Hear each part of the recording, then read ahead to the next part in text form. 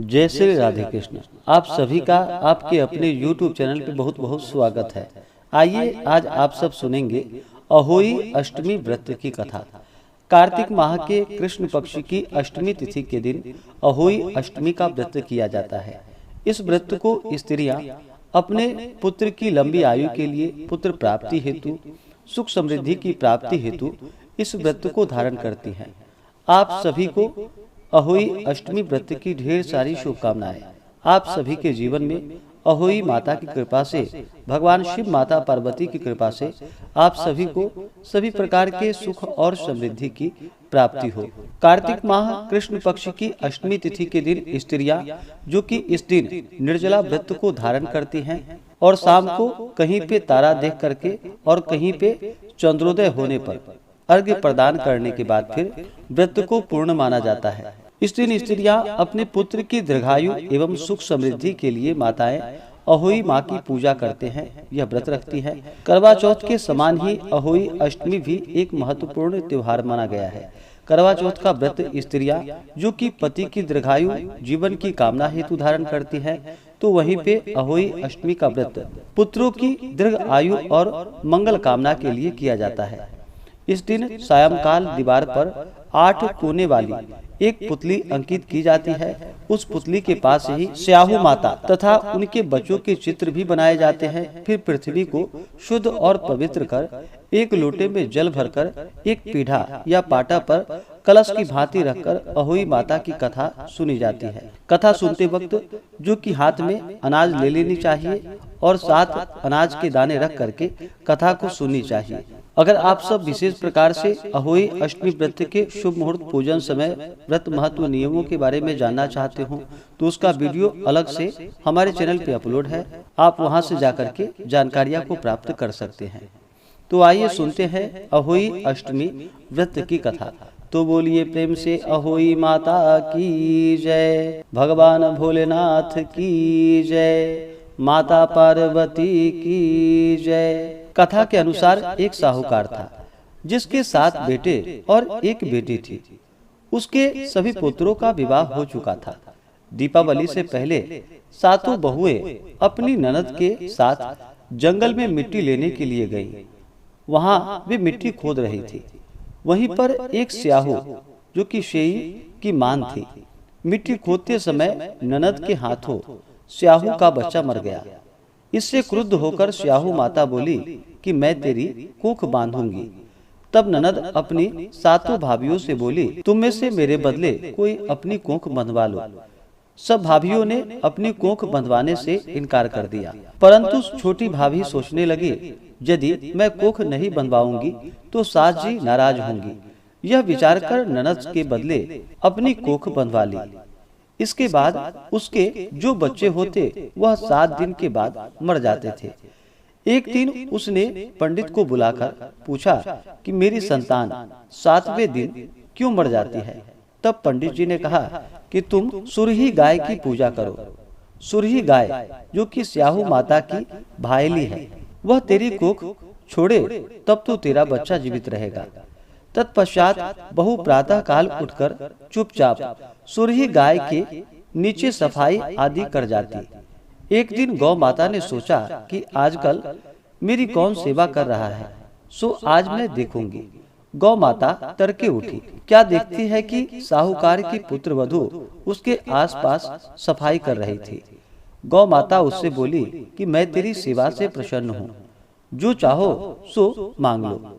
तब बहू बोली कि स्याहू माता तुम्हारी भायली है और उसने मेरी कोख बांध रखी है, सो मेरी कोख आप खुलवा दो। इस पर गौ माता ने कहा, अच्छा।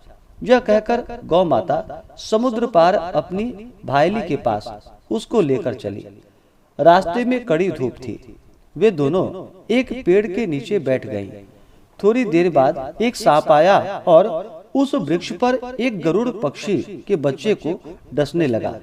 साहूकार की बहू ने सांप को मारकर ढाल के नीचे दबा दिया और बच्चों को बचा लिया। कुछ देर बाद गरुड़ पक्षी आई तो वहां खून पड़ा देखकर साहूकार की बहू को चोंच मारने लगी। तब वह बोली कि मैंने तेरे बच्चों को नहीं मारा, बल्कि यह सांप तेरे बच्चों को डसने आया था। मैंने तो उससे तेरे बच्चों की रक्षा की है। यह सुनकर गरुड़ पक्षी बोली कि मांग, तुम क्या मांगती हो? बहू बोली कि 7 समुद्र पार स्याहू माता रहती है, हमें तुम उनके पास पहुंचा दो। तब गरुड़ पंखनी ने दोनों को अपनी पीठ पर बैठाकर स्याहू माता के पास पहुंचा दिया। स्याहू माता उन्हें देखकर बोली कि आ बहन, बहुत दिनों बाद याद आई। फिर कहने लगी कि बहन, मेरे सिर में जुएं पड़ गई है। तब सुरही के कहने पर साहूकार की बहू ने सलाई से उनकी जुएं निकाल दी। इस पर स्याहू माता प्रसन्न होकर बोली, तूने मेरे सिर में बहुत सलाई डाली है, इसलिए तेरे 7 बेटे और बहू होंगी। इस पर वह बोली, मेरे तो एक भी बेटा नहीं, 7 बेटे कहाँ से होंगे? इस पर स्याहू माता बोली कि वचन दिया, वचन से फिरूं तो धोबी के कुंड पर कंकड़ी हूँ।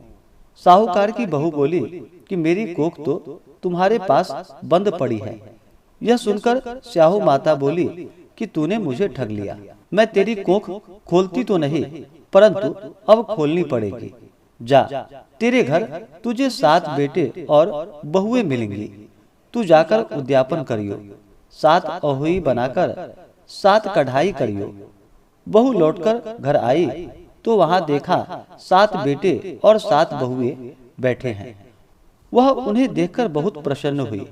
उसने 7 अहोई बनाई, 7 उद्यापन किए तथा 7 कढ़ाई की।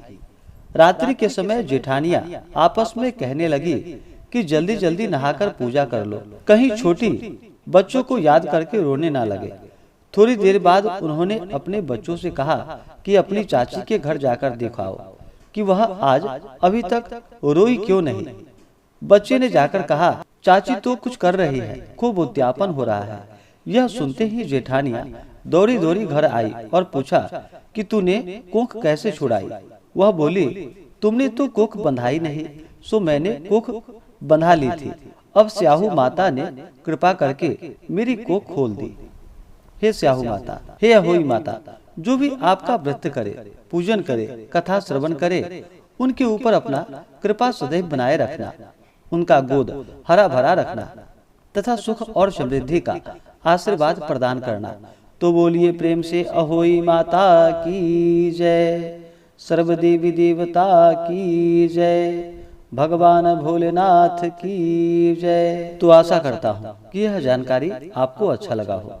ऐसे ही ज्ञानवर्धक जानकारियाँ प्राप्त करने के लिए इस चैनल पे अगर आप नए हैं तो चैनल को लाल बटन दबा करके सब्सक्राइब करें, साथ में बेल आइकन घंटी को दबाएं ताकि मेरे वीडियो का नोटिफिकेशन आपको समय से मिलता रहे। वीडियो को लाइक करें, शेयर करें, सुखी रहे और स्वस्थ रहे। जय श्री राधे कृष्ण। धन्यवाद। आप सभी भक्तों पर अहोई माता, भगवान भोलेनाथ, माता पार्वती की कृपा से आप सभी को सभी प्रकार के सुख और समृद्धि की प्राप्ति हो।